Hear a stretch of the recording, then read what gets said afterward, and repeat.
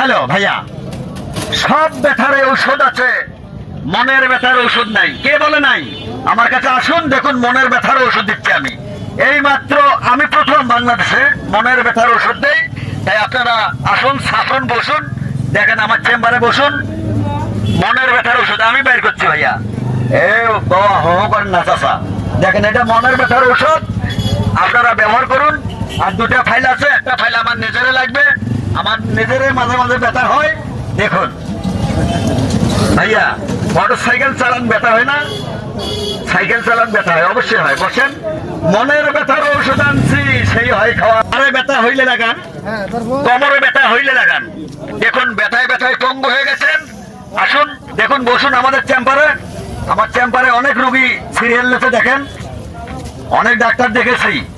সুন্দরগঞ্জে অনেক ডাক্তার আছে, আমার সাথে টেবিল লাগান। আমার সাথে রুগী যদি বেশি হয়, সেই ডাক্তার থাকবে সুন্দরগঞ্জে। হ্যাঁ, হো করবেন না। আমার সিনিয়র ডাক্তারও থাকতে পারেন, তাদের চাকরি চলে গেছে। হ্যাঁ, রিটার্ডে আছে, আমি রানিং আছি এখনো। ইনশাল্লাহ আপনারা দোয়া করবেন, 200 বছর ধরে থাকতে পারি এই জায়গায়।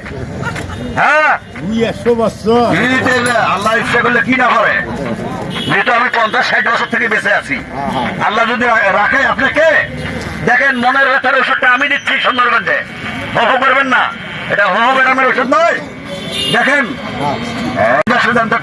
এবার ধাক্কান না, এই বাচ্চারা বসো, আসবে। চৌকিদার কই গেল? দুটো চৌকিদার লাগবে আমার স্যার। হ্যাঁ, আস্তে আস্তে নেন, এটা মনের ব্যথার ওষুধ। দেখেন সব ব্যথার ঔষধ আছে, মনের ব্যথার ঔষধ নাই।